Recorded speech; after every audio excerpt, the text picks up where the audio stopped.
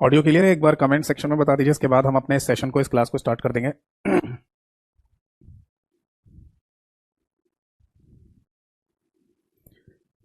एक बार जल्दी से फटाफट कमेंट सेक्शन में बता दीजिए ऑडियो क्लियर है।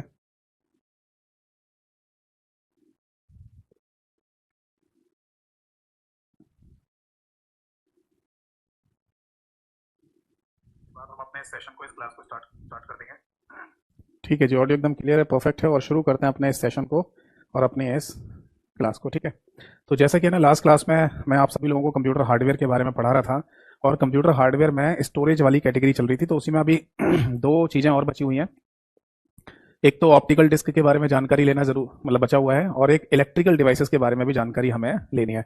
तो वो हम सब स्टार्ट करेंगे आज की क्लास में। ठीक है, बट क्लास को शुरू करने से पहले केवल 1 मिनट का मैं समय लेना चाहूँगा आप सभी लोगों का, और उसमें जो गाइडेंस दूँ वो ज़रूर फॉलो कीजिएगा। तो 1 मिनट शुरू होता है अब। देखिए, मैं ना क्लास में जितनी थ्योरी करा रहा हूँ आपको, ये मोर देन सफिशिएंट है। इससे ज़्यादा थ्योरी करने की आपको आवश्यकता नहीं है। आप इसके अलावा सीधे एमसीक्यू प्रैक्टिस करिए, यानी कि मल्टीपल चॉइस क्वेश्चन की प्रैक्टिस।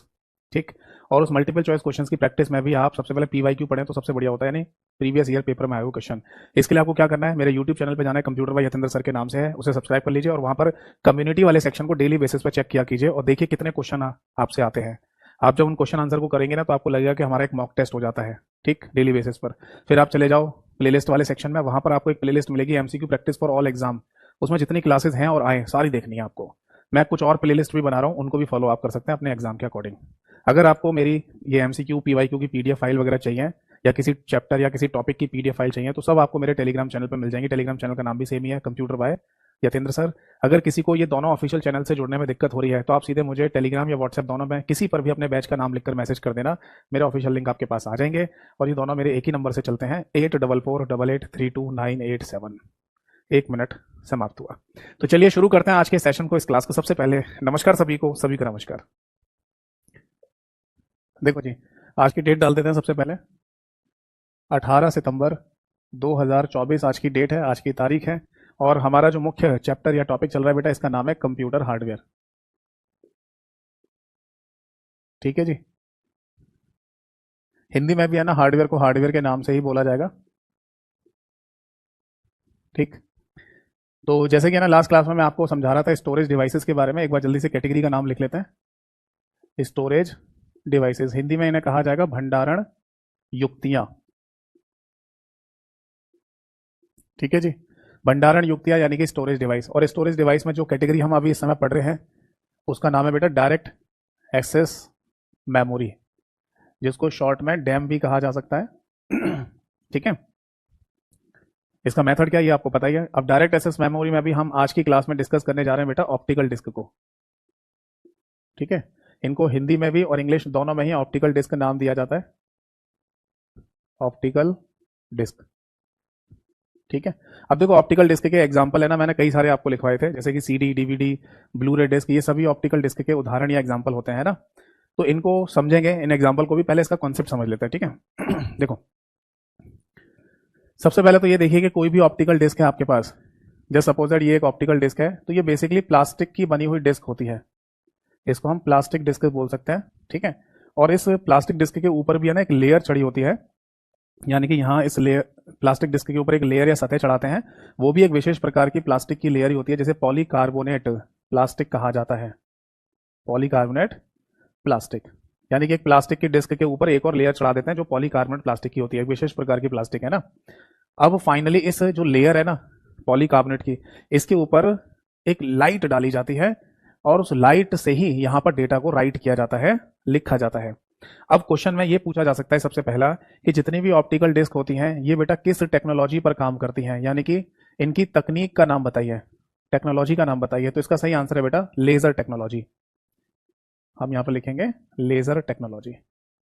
तो अभी जो मैं बोल रहा था आपसे कि ये जो पॉलीकार्बोनेट प्लास्टिक की लेयर है, इसके ऊपर एक लाइट डाली जाएगी जिससे डाटा को राइट करते हैं, वो लाइट बेसिकली लेजर लाइट ही होती है।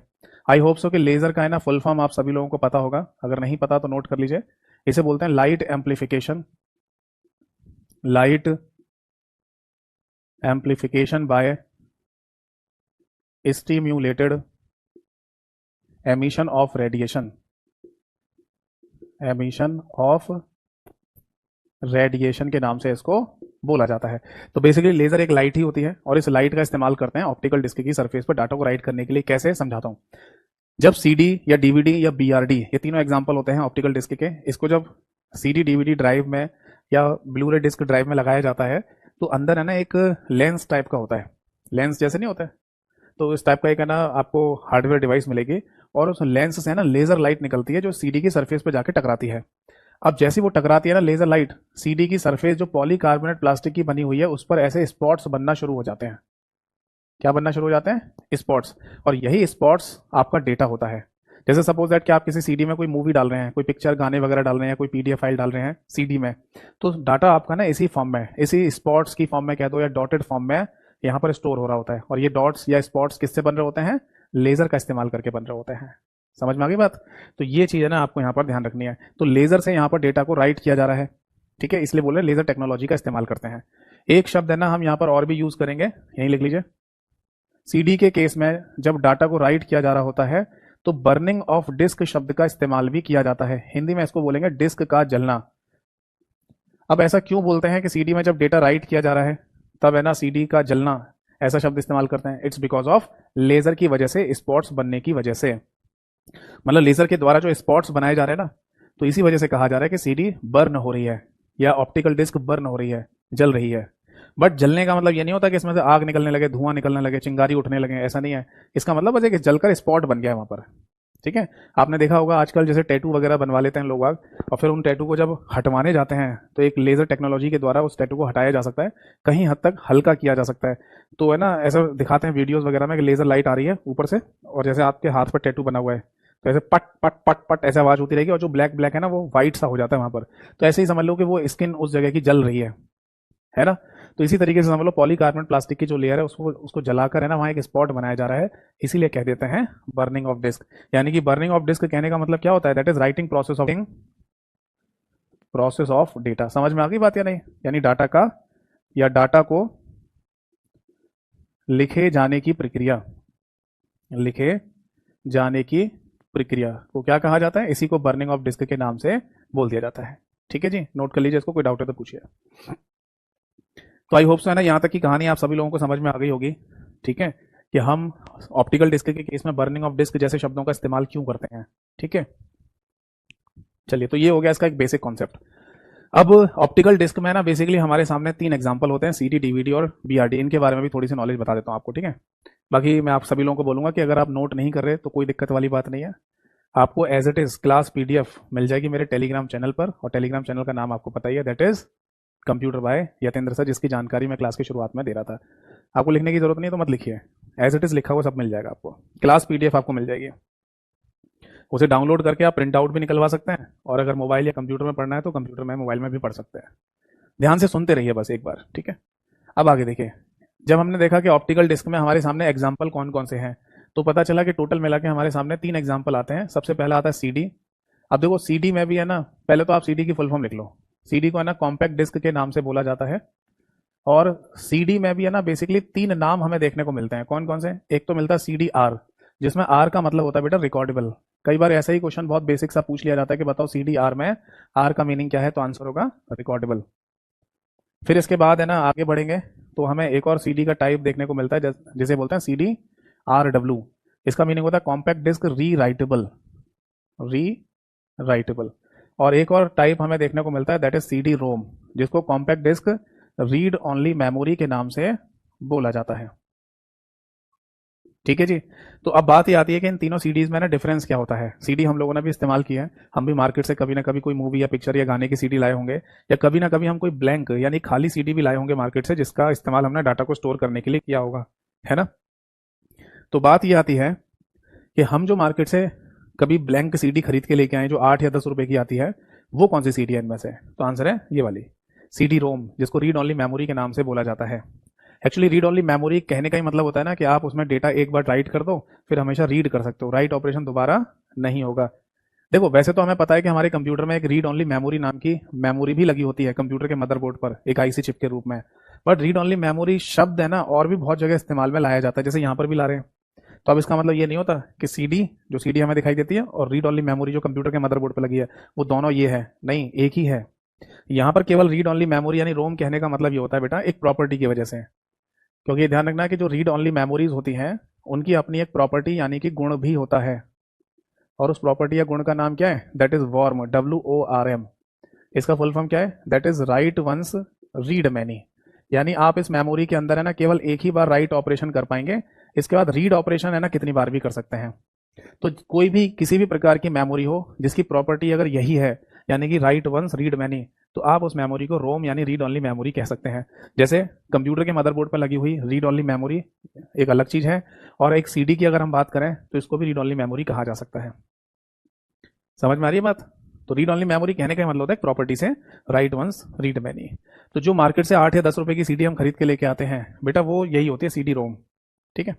इसके बाद मार्केट में एक और सीडी हमें मिलती है जो री राइटेबल सीडी होती है। इसमें क्या होता है, ये जो पॉलीकार्बोनेट प्लास्टिक की लेयर मैंने आपको यहाँ पर बताई है, ये कई सारी होती हैं इसमें। जैसे नॉर्मल एक सीडी में तो एक ही लेयर होती है, बट री राइटेबल सीडी में कई सारी लेयर्स होती हैं, और उन लेयर को आप एक एक करके इस्तेमाल कर सकते हैं डाटा को राइट करने के लिए। इस बात को आप ऐसे समझ लीजिए, जैसे मान लो जो री राइटेबल सीडी है उसमें टोटल पॉलीकार्बोनेट प्लास्टिक की जो लेयर्स हैं वो 10 लगी हुई हैं, तो आप इस सीडी को 10 बार डाटा को राइट करने के लिए इस्तेमाल में ला सकते हैं, जबकि एक नॉर्मल सीडी रोम को केवल एक ही बार डाटा को राइट करने के लिए इस्तेमाल में लाया जाता है बस। समझ में आ गई बात? तो बस एक एक करके लेयर खत्म होती जा रही होंगी, फिर आप उनको इस्तेमाल नहीं कर पाएंगे। समझ रहे हैं? ऐसा नहीं है कि री राइटेबल सीडी है यानी कि किसी सीडी में दोबारा से डेटा डाला जा सकता है इरेज करके, तो इसका मतलब ये नहीं है कि इनफाइनाइट टाइम तक, अनंत काल तक आप ऐसा करते रहें। जब तक आप पृथ्वी पर जिंदा हैं तब तक आप सीडी का डाटा इरेज कर दो फिर डाल दो, इरेज कर दो फिर डाल दो, ऐसा चलता रहेगा। ऐसा नहीं है। इसमें एक लिमिट होती है लेयर्स की, और जैसी वो लिमिट क्रॉस हो जाएगी उसके बाद उस सीडी में फिर से हम डेटा को राइट नहीं कर सकते, रीड कर सकते हैं। समझ में आ गई बात?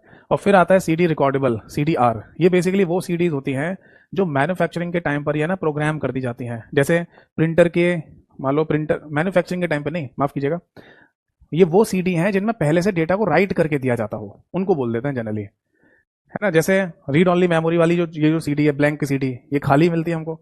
ऐसी CDRW भी ब्लैंक या खाली मिलती है, बट CDR कभी खाली नहीं मिलेगा। जैसे मान लो प्रिंटर है, तो प्रिंटर के अंदर एक ड्राइवर होता है ना, प्रिंटर का ड्राइवर प्रोग्राम या डिवाइस ड्राइवर प्रोग्राम, याद है मैंने प्रिंटर के केस में आपको पढ़ाया था। तो प्रिंटर का डिवाइस ड्राइवर है ना हमें चाहिए, तो पहले है ना क्या होता था कि वो सीडी में रखकर दिया जाता था हमें, सीडी में डालकर पहले से ही। तो अगर कोई सीडी हमारे पास आ रही है जिसमें पहले से कोई प्रोग्राम वगैरह डाल के दिए जा रहे हैं, तो उनको बोल देते हैं रिकॉर्डेबल सीडी यानी CDR बोल देते हैं। ऐसी कोई कैमरा वगैरह है उसके साथ कोई है ना उसके डिवाइस ड्राइवर की कोई सीडी दी जा रही है, तो उनको जनरली रिकॉर्डेबल सीडी कह दिया जाता है। समझ में आ गई बात? एक बच्चे का कमेंट आया, सीडी को पेन ड्राइव में कैसे करें? मैं समझ नहीं पा रहा क्या कहना चाह रहे हो। सीडी को पेन ड्राइव में कैसे करें मतलब? सीडी को पेन, आप ये तो नहीं कहना चाह रहे कि सीडी के किसी डाटा को पेन ड्राइव में डालना है, ऐसा बोलना चाह रहे हो? तो ऐसा तो सिंपल सा करना है, आपको सीडी लगानी है कंप्यूटर में। जैसे ही कंप्यूटर में सीडी लगा दोगे तो सारे डाटा को सीडी वाले को कॉपी कर लो, कॉपी करके कंप्यूटर में पेस्ट कर दो, फिर पेन ड्राइव में डाल दो। या फिर आप है ना सीडी और पेन ड्राइव दोनों एक साथ लगा लेना कंप्यूटर में, सीडी के सारे डाटा को कॉपी कीजिए कंप्यूटर में अंदर, और फिर उसे पेन ड्राइव में पेस्ट कर दो।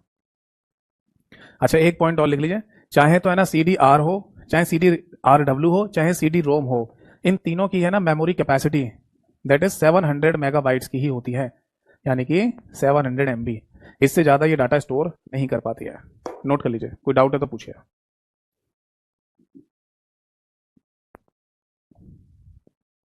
क्लियर है जी? अब डायरेक्ट एक्सेस मेथड में या डायरेक्ट एक्सेस मेमोरी में एक और कैटेगरी हमारी बची हुई है जिसका नाम है इलेक्ट्रिकल डिवाइसेस। क्या बोलते हैं इसको? Electrical devices. देखते हैं भाई इसके बारे में भी क्या कॉन्सेप्ट है। देखो हेडिंग डालिए इलेक्ट्रिकल डिवाइसेस।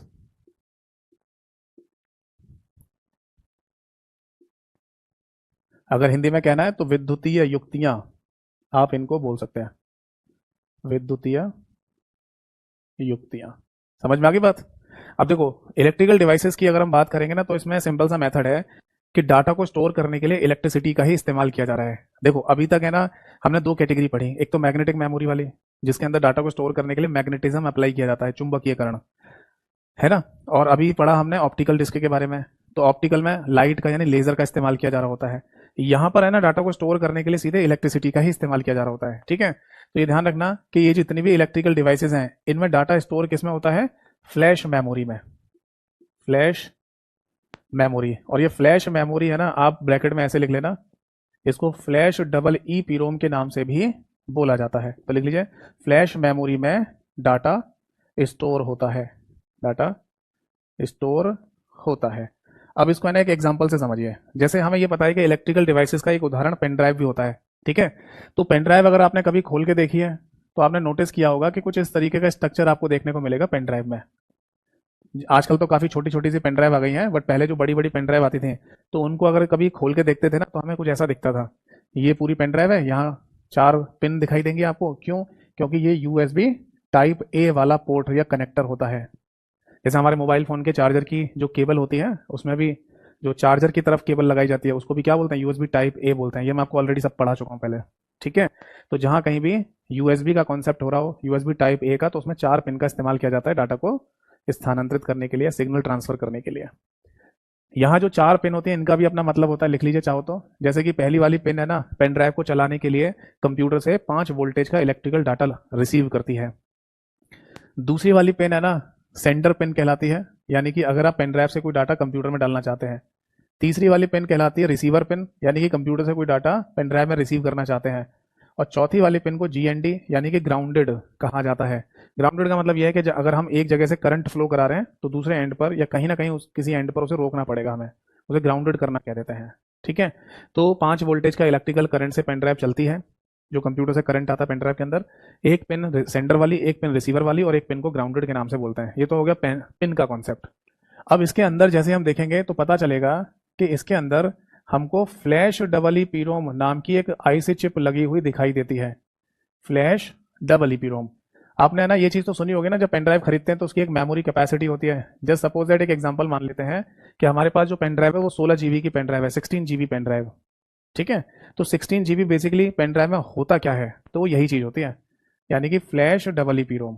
फिर एक आईसी चिप और लगी हुई आपको दिखाई दे जाएगी जिसको कंट्रोलर कहते हैं। कंट्रोलर, जो इसके पेन ड्राइव के रीड एंड राइट ऑपरेशंस को कंट्रोल करने का काम करती है। मतलब कितना डाटा पेन ड्राइव में जाना है, कितना डिलीट करना है, ये सारे काम है ना कंट्रोलर नाम की आईसी चिप कर रही होती है। तो मोटा मोटी बात हमें समझ में आ गई यहाँ पर कि अगर हम किसी पेन ड्राइव को खोल के देखेंगे तो उसके अंदर भी डाटा को स्टोर करने के लिए फ्लैश मेमोरी लगी होती है। अब आपके दिमाग में एक बात आएगी कि सर ये फ्लैश डबल ई पीरोम या फ्लैश मेमोरी का कॉन्सेप्ट क्या है, होता क्या है? तो इसके लिए ना आपको थोड़ा सा वेट करना पड़ेगा, क्योंकि हमारा नेक्स्ट यानी अगला जो चैप्टर होगा, क्या नाम होगा उसका? Computer memory. तो उस कंप्यूटर मेमोरी वाले चैप्टर में मैं आपको सबसे पहले रोम, फिर उसका सबसे पहले रैम और उसके बाद रोम पढ़ाऊंगा। जब रोम पढ़ाऊंगा तो उसी के अंदर आपको P ROM, E P ROM और डबल ई पी रोम भी बताऊंगा। जब आपको डबल ई पी रोम का कॉन्सेप्ट समझ में आ जाएगा तो उसके आगे फिर हम flash double E P ROM का कॉन्सेप्ट भी समझ लेंगे। फिलहाल मुद्दे की बात है यहाँ पर इतनी ही याद रखिएगा कि जितनी भी इलेक्ट्रिकल डिवाइसेस होती हैं उन सभी के अंदर फ्लैश मेमोरी का कॉन्सेप्ट होता है, ठीक है, जैसे कि पेन ड्राइव का कॉन्सेप्ट मैंने बताया। अब आगे लिख लीजिए यहाँ पर एग्जाम्पल। एग्जाम्पल कौन कौन से होते हैं इलेक्ट्रिकल डिवाइसेस के? तो एक एग्जाम्पल तो होता है बेटा यूएसबी एफडी, इसका फुल फॉर्म है यूनिवर्सल। यूएसबी का फुल फॉर्म तो सभी को पता ही होगा वैसे तो, यूनिवर्सल सीरियल बस। और एफडी का मतलब है यहाँ पर दैट इज फ्लैश ड्राइव, ठीक है। और ये किसे कहा जाता है? ये बेसिकली पेन ड्राइव को ही कहा जाता है। अगर आप किसी से पेन ड्राइव मांग रहे हैं, ले रहे हैं, तो आप उसको ये कह सकते हैं कि भैया मुझे यूएसबी एफडी देना, बोल सकते हो। इसके अलावा है ना मेमोरी कार्ड, जितने भी मेमोरी कार्ड होते हैं, चाहे वो कैमरे में लगाया जाए चाहे स्मार्टफोन के अंदर लगाया जाए, वो भी हमारा इलेक्ट्रिकल मेमोरी या इलेक्ट्रिकल डिवाइस ही कहलाता है, जिसके अंदर डाटा को स्टोर करने के लिए फ्लैश मेमोरी का कॉन्सेप्ट है। ये ध्यान रखना कि जितने भी मेमोरी कार्ड हैं उनको एसडी कार्ड के नाम से भी बोल दिया जाता है। एसडी कार्ड जिसका फुल फॉर्म होता है बेटा secure digital card, secure digital card. कुछ समय पहले एक पेपर में भी ये क्वेश्चन पूछा गया था कि बताइए इनमें से मतलब ऐसे क्वेश्चन आया था कि एसडी कार्ड का फुल फॉर्म क्या होता है इनमें से, यानी कि 4 ऑप्शन दे रखे थे, इनमें से सिक्योर मतलब एसडी कार्ड का फुल फॉर्म क्या है? तो एक ऑप्शन सही था, सिक्योर डिजिटल कार्ड। बाकी देखो अगर एसडी कार्ड को साइज में अगर छोटा कर दिया जाए तो क्या बन जाएगा? ये बन जाएगा माइक्रो एसडी कार्ड। तो आज की डेट में हमारे मोबाइल फ़ोन वगैरह में या स्मार्टफोन में जो मेमोरी कार्ड्स लगे हुए हैं वो बेसिकली माइक्रो एसडी कार्ड कहलाते हैं, छोटे साइज वाले। जो कैमरे वगैरह में लगते थे बड़े बड़े साइज, कितने बड़े, उनको एसडी कार्ड कहा जाता था। और लास्ट में एक ऑप्शन या एक एग्जांपल और आता है that is solid state drive. ये भी आपका एक इलेक्ट्रिकल डिवाइस का उदाहरण होता है, ठीक है। तो एसएसडी के बारे में ना थोड़ा सा और जान लेते हैं। अभी पहले मेरे को बोर्ड को रब करना पड़ेगा, आप पहले नोट कर लीजिए। जो भी बच्चे नोट कर रहे हैं नोट कर लीजिए। देखो एसएसडी को थोड़ा सा समझ लेते हैं डिटेल में। ऐसा क्यों? क्योंकि है ना आजकल क्या है ना, लोग एसएसडी लगवा रहे हैं अपने कंप्यूटर के अंदर, है ना। वैसे तो हार्ड डिस्क लगी हुई आती थी, बट अब कुछ लोग क्या कर रहे हैं, या ज्यादातर लोग क्या कर रहे हैं, हार्ड डिस्क को निकलवा कर एसएसडी यानी कि सॉलिड स्टेट ड्राइव लगा रहे हैं कंप्यूटर में। या फिर मार्केट से अगर कोई नया कंप्यूटर खरीदने जा रहे हैं तो ये बोल रहे हैं कि भैया एसएसडी वाला कंप्यूटर दीजिएगा। तो क्या है कॉन्सेप्ट एसएसडी का, समझाता हूं, रब कर दो। देखो, इलेक्ट्रिकल डिवाइसेस में हमारे सामने तीन एग्जांपल हैं, that is pen drive, memory cards और एसएसडी। और हम ये नोटिस कर रहे हैं कि आज की डेट में कहीं पर भी अगर कोई डाटा को स्टोर करने के लिए मेथड अपनाया जा रहा है, वो इन तीनों में से ही एक होगा। जैसे कि ज़्यादातर लोग डाटा को एक जगह से दूसरी जगह तक ले जाने के लिए या एक कंप्यूटर से दूसरे कंप्यूटर में ट्रांसफर करने के लिए पेन ड्राइव का इस्तेमाल कर रहे हैं। या फिर लोग है ना स्मार्टफोन में मेमोरी कार्ड्स वगैरह लगा लेते हैं जिसमें है ना सारा डाटा स्टोर होता रहता है। या फिर लोग अब कंप्यूटर में एसएसडी लगवा रहे हैं। तो बस यही तीन मेथड है ना आज के समय ज़्यादातर इस्तेमाल में लाया जा रहा है। क्लियर है? अब देखो, एसएसडी को थोड़ा सा समझ लेते हैं कि ये क्यों इतनी फेमस होती जा रही है। पहले तो इसका फुल फॉर्म एक बार फिर से लिख देता हूँ, सॉलिड स्टेट ड्राइव इसे कहा जाता है। और कंप्यूटर की टर्मिनोलॉजी में यानी कि कंप्यूटर शब्दावली में एसएसडी को एक नाम से और भी जाना जाता है, दैट इज इलेक्ट्रॉनिक डिस्क के नाम से। और बेटा ये क्वेश्चन पूछा गया है एसएससी के एग्जाम में, एसएससी सीजीएल मेंस के एग्जाम में ये क्वेश्चन पूछा गया कि बताओ इनमें से इलेक्ट्रॉनिक डिस्क किसे कहा जाता है। तो इसका सही आंसर था एसएसडी। अब आपके दिमाग में क्वेश्चन आएगा, पहला क्वेश्चन तो ये आएगा कि सर इसको डिस्क क्यों कह रहे हो भाई, ये तो कोई डिस्क जैसी तो होती नहीं है, इसके अंदर तो गोल प्लेट जैसी तो है नहीं। सीडी के केस में और हार्ड डिस्क के केस में तो अंदर गोल प्लेटें थी भी, यहाँ तो प्लेट नहीं होती, यहाँ तो आई से चिप का खेल है सारा, है ना। तो इसको डिस्क क्यों कह रहे हैं, तो बेटा इसको डिस्क इसलिए कहा जा रहा है कि क्योंकि ये हार्ड डिस्क का ऑल्टरनेटिव है। मतलब हार्ड डिस्क की जगह आप इसको इस्तेमाल कर लीजिए, तब ऐसे आम बोल चाल की है ना भाषा में कह दिया जा रहा है ना, कि ये इलेक्ट्रॉनिक डिस्क है ना। डिस्क नहीं है, डिस्क शब्द का मतलब ही होता है गोल प्लेट या तश्तरी, वो तो है ही नहीं यहाँ पर। तो जब नहीं है तो फिर आप इसे डिस्क कैसे कह सकते हैं। इज दैट क्लियर और नॉट? पहली बात, केवल डिस्क हार्ड डिस्क की तुलना में कहा जा रहा है, तो उस डिस्क का ऑल्टरनेटिव ले आए हम ढूंढकर, तो ये भी डिस्क जैसी ही है, इसलिए डिस्क बोल दिया। अब इलेक्ट्रॉनिक का कॉन्सेप्ट क्या है, देखो इलेक्ट्रॉनिक शब्द आप यूज कर सकते हैं किसी भी कंप्यूटराइज डिवाइस के लिए, कंप्यूटर से संबंधित कोई भी डिवाइस के लिए आप इलेक्ट्रॉनिक शब्द तो इस्तेमाल कर ही सकते हैं। वैसे हमें खूब पता है कि इसके अंदर डाटा को स्टोर करने के लिए इलेक्ट्रिसिटी का इस्तेमाल किया जाता है, तो आप इनको इलेक्ट्रिकल मेमोरी या इलेक्ट्रिकल डिवाइस कह सकते हैं। पर चूंकि इलेक्ट्रिकल के अंदर भी तो 0-1 का कॉन्सेप्ट है, इलेक्ट्रिकल के आगे भी है ना 0-1 का कॉन्सेप्ट ही आ जाता है ना, तो जहां 0-1 का कॉन्सेप्ट आ जाएगा उसको इलेक्ट्रॉनिक बोल देते हैं। अगर अभी भी किसी के दिमाग में इलेक्ट्रिकल और इलेक्ट्रॉनिक शब्द में कंफ्यूजन हो, तो बेटा एक बेसिक पॉइंट ऑफ व्यू से है ना आप इस बात को दिमाग में रख लीजिए, मैं यहां लिख देता हूं कि सारी चीजें चलती तो इलेक्ट्रिसिटी से ही है। चाहे आप कंप्यूटर से संबंधित कोई भी डिवाइस को चलाओ वो चले, बट इसी इलेक्ट्रिकल शब्द को आगे जाकर अगर 0-1 की फॉर्म में मैनिपुलेट कर लिया जाए, तब फिर है ना हम इलेक्ट्रॉनिक शब्द इस्तेमाल कर लेते हैं। बस समझे नहीं? मतलब इलेक्ट्रिकल करंट को ही हम अपनी मर्जी से 0-1 की फॉर्म में मैनिपुलेट कर रहे हैं, 0-1 बना ले रहे हैं। ठीक है, 0-1 बनाने का मतलब ये नहीं कि 0 और 1 वाकई में बन रहे होंगे, बस उस करंट को है ना 0-1 की फॉर्म में देख रहे होते हैं बस। ये चीज़ मैंने आपको याद है सबसे पहले वाले चैप्टर में भी समझाई थी, कंप्यूटर आर्किटेक्चर में, बिल्कुल शुरुआत में। तो बस यही समझ लीजिए कि फिर है ना इलेक्ट्रॉनिक शब्द का इस्तेमाल या डिजिटल शब्द का इस्तेमाल भी किया जा सकता है। इलेक्ट्रॉनिक शब्द का इस्तेमाल कर लो या फिर डिजिटल भी बोल सकते हो। समझ में आ गई बात? तो इसीलिए ना एसएसडी को इलेक्ट्रॉनिक डिस्क के नाम से भी बोला जाता है। अब सुनिए जरा, एक है ना सिंपल सा डायग्राम मैं हमेशा बनाता रहता हूँ और बोलता भी हूँ कि इसको याद रखिएगा। ये है हमारी कंप्यूटर की हार्ड डिस्क जिसमें सारा डाटा परमानेंट स्टोर था या स्टोर होता है। फिर इस हार्ड डिस्क से डाटा जैसे आगे की तरफ बढ़ेगा तो कहाँ पहुंचेगा, रैम के अंदर। रैम से डाटा अगर आगे की तरफ जाएगा तो पहुंचेगा सीपीयू के पास, इनपुट की फॉर्म में सीपीयू के द्वारा प्रोसेसिंग होगी और एक आउटपुट जनरेट होगा जो आपको मॉनिटर की स्क्रीन पर दिखाई देगा। यस और नो? यस। अब होता क्या है कि इस हार्ड डिस्क के अंदर जो डाटा स्टोर होता है वो डाटा मैग्नेटिक डाटा कहलाता है। क्या बोलते हैं उसको? Magnetic data. और ये डाटा किसको देना है? रैम को। और रैम कौन से डाटा को स्टोर करती है? तो आंसर है इसका इलेक्ट्रिकल डाटा को। इसके अंदर जो डाटा स्टोर होगा वो इलेक्ट्रिकल डाटा होगा, विद्युतीय डाटा। यानी मोटा मोटा अब इन दोनों बड़े बड़े शब्दों को हटाकर मैं शॉर्ट टर्मिनोलॉजी का इस्तेमाल कर लेता हूं। ठीक है, इलेक्ट्रिकल डाटा को ई लिख लेंगे और मैग्नेटिक डाटा को एम लिख देते हैं। ठीक है, तो हार्ड डिस्क के अंदर जो डाटा स्टोर है वो है मैग्नेटिक डाटा, चुंबकीय डाटा, और रैम के अंदर जो डाटा स्टोर है वो है इलेक्ट्रिकल डाटा। तो डाटा को दूसरे डाटा में कन्वर्ट करने में टाइम लगेगा या नहीं? बिल्कुल लगेगा। जैसे अगर कोई व्यक्ति मेरे सामने इंग्लिश में बात कर रहा है, मुझे इंग्लिश आती नहीं है, तो मुझे है ना समझने में टाइम लगेगा। मैं समझ तो लूंगा थोड़ा बहुत, बट समझने में टाइम लगेगा। बट सामने वाला व्यक्ति अगर हिंदी भाषा में ही बात कर रहा होगा और मुझे हिंदी आती है, तो क्या यहाँ पर समझने में टाइम लगेगा? नहीं, मैं तुरंत उसके रिप्लाई करता जाऊंगा। तो उसी तरीके से कंप्यूटर इंजीनियर्स ने सोचा एक काम करते हैं, हम है ना हार्ड डिस्क के रिप्लेसमेंट में एक डिवाइस बनाते हैं जिसको सॉलिड स्टेट ड्राइव कहेंगे। और सॉलिड स्टेट ड्राइव है ना एक इलेक्ट्रिकल मेमोरी है, यानी कि डाटा स्टोर करने के लिए यहाँ पर इलेक्ट्रिसिटी का इस्तेमाल किया जाएगा। फिर हम इस डाटा को भेजेंगे रैम के पास, रैंडम एक्सेस मेमोरी के पास। रैंडम एक्सेस मेमोरी में डाटा किस फॉर्म में रखा जाता है? वो भी इलेक्ट्रिकल फॉर्म में। तो यहाँ भी इलेक्ट्रिकल फॉर्म में डाटा रखा है और आगे भेजेंगे तो भी इलेक्ट्रिकल फॉर्म में एक्सेप्ट होगा। तो क्या टाइम लगेगा? नहीं। तो जो यहाँ डिले आ रहा था, टाइम लग रहा था, वो यहाँ पर खत्म हो गया। तो ओवरऑल हम कह सकते हैं कि जो कंप्यूटर की परफॉर्मेंस है वो क्या हो गई होगी? फास्ट हो गई होगी, तेज हो गई होगी। समझे नहीं? बाकी आगे का क्रम पूरा सेम ही रहेगा। डाटा फिर आगे सीपीयू के पास भेजेंगे, सेंट्रल प्रोसेसिंग यूनिट के पास, इनपुट की फॉर्म में सीपीयू के द्वारा प्रोसेसिंग होगी, एक आउटपुट जनरेट होगा जो मॉनिटर स्क्रीन पर आपको दिखाई देगा। तो इसीलिए लोग क्या कह रहे हैं कि अब हमें वो कंप्यूटर दीजिए जिनमें एसएसडी लगी हुई हो, यानी कि सॉलिड स्टेट ड्राइव लगी हुई हो। ठीक है, ये है कॉन्सेप्ट। बट मैं देखो फिर भी यही बोलूंगा कि ऐसा नहीं होगा कि आज आपने कोई मान लो 20-30 हज़ार रुपए का कोई लैपटॉप खरीदा, ठीक है, और आपने ना उसमें आपको उसमें हार्ड डिस्क मिली थी, तो हार्ड डिस्क की जगह आपने एसएसडी डलवा ली। तो ऐसा नहीं होगा कि उसकी स्पीड है ना 1 लाख रुपए वाले कंप्यूटर के बराबर हो जाएगी। थोड़ा सा ही फर्क आता है। समझे या नहीं? ऐसा नहीं होगा कि 10-20-30 हज़ार का एक लैपटॉप खरीदा और आप उसमें एसएसडी लगवा लो, तो जो स्पीड है ना 1 लाख रुपए वाले लैपटॉप की आ रही है वही स्पीड आपको मिल जाएगी। नहीं, ऐसा नहीं होता है। थोड़ा सा अंतर आ जाता है, थोड़ा स्पीड बढ़ जाती है बस। ठीक है।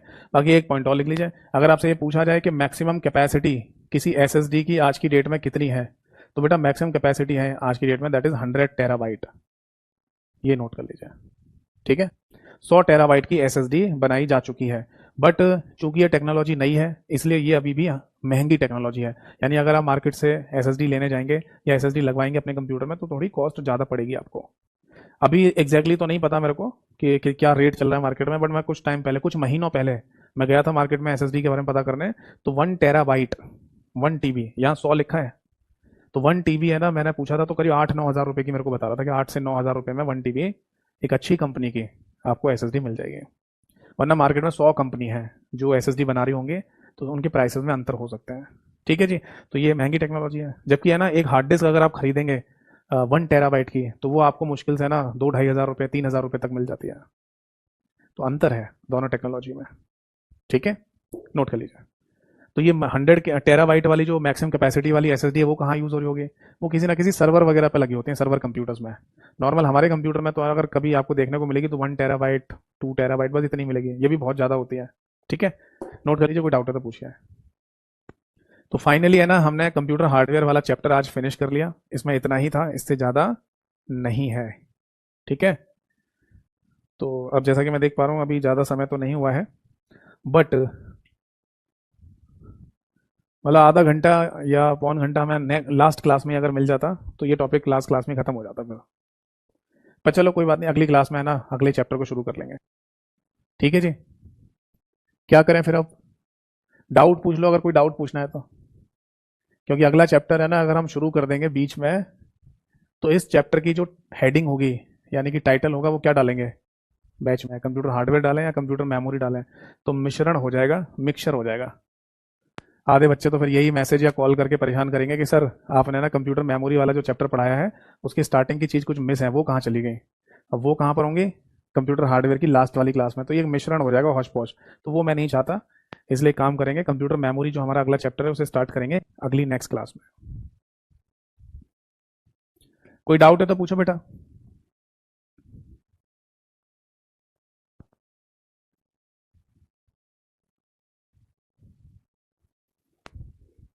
एक बच्चे का डाउट आया, सर वीओडी वाले सेक्शन से भी क्लास पूरी की जा सकती है? हाँ बिल्कुल कर सकते हो बेटा। आप है ना वीओडी वाले सेक्शन में जितनी भी क्लासेस है ना उन सभी क्लासेस को देखकर अपना सिलेबस जल्दी से कवर कर, टाइम कम बचा है तो। और अगर आपके एग्जाम होने में टाइम अभी बहुत ज़्यादा है, अच्छा खासा समय है, तो आप धीरे धीरे लाइव क्लासेस को देखते रहिए। ठीक है, तो जिनका एग्जाम नज़दीक हो वीओडी की सारी क्लासेस देखकर, और जो मेरा यूट्यूब चैनल है जिससे मैं कहता हूँ एमसीक्यू वगैरह प्रैक्टिस करो, वहाँ से प्रैक्टिस कर लेना। और पूछे, कोई डाउट है किसी का?